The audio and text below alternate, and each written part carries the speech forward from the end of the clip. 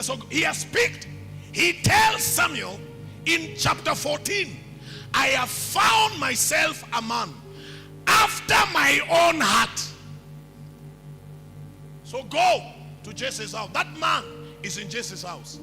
So when Samuel arrives, when he meets with Eliab, Eliab is everything, presumably like the man you would expect that God would have picked. Eliab has the language. Eliab has the status. Let's read verse 6 and then I leave it there. Verse 6. Verse 6. Verse 6. Oh God, I'm working on borrowed time.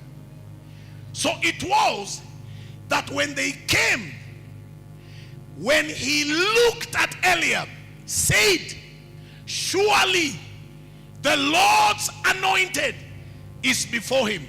But please help me tell your neighbor, God is spirit. He doesn't see, doesn't look the way we see. So he says, verse 7, but the Lord said to Samuel, do not look at his appearance or at his physical stature, because I have refused him. For the Lord does not see as a man sees. For man looks at the outward externals, but the Lord looks at the heart.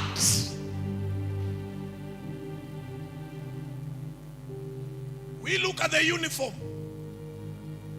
the practice time, the vocal prowess, but the Lord considers the heart. Let me begin closing by saying, any worship that we offer to God that does not emanate from your heart is invalid.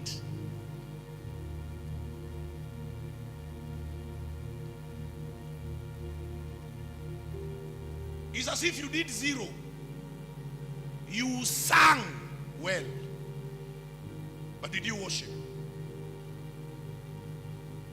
So when you're talking about the object of worship, allow me, Pastor Edu, can I take 5 minutes and just mention this?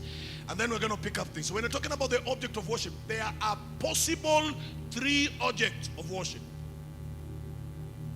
There are possible 3 objects of worship. Please help me tell your neighbor, do not assume that because we are in church, the object of our worship is our Father. No.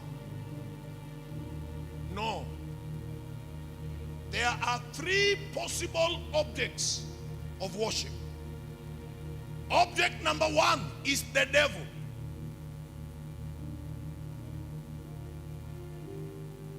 One of the things that took the devil away from heaven was the desire to be worshipped. Until today, he still desires to be worshipped.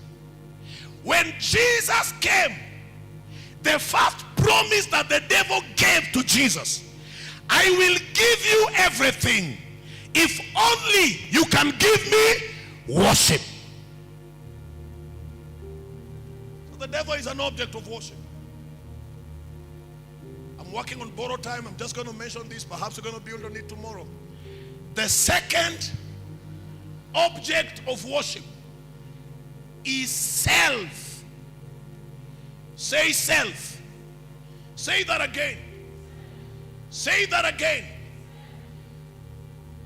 Reverend, when I walk around the church, when I interact with many people, I have discovered this object of worship perhaps is greater than God. The entire industry of celebrityism is based on the worship of self. And it's coming. That's why I'm becoming very careful when people begin to carry my Bible.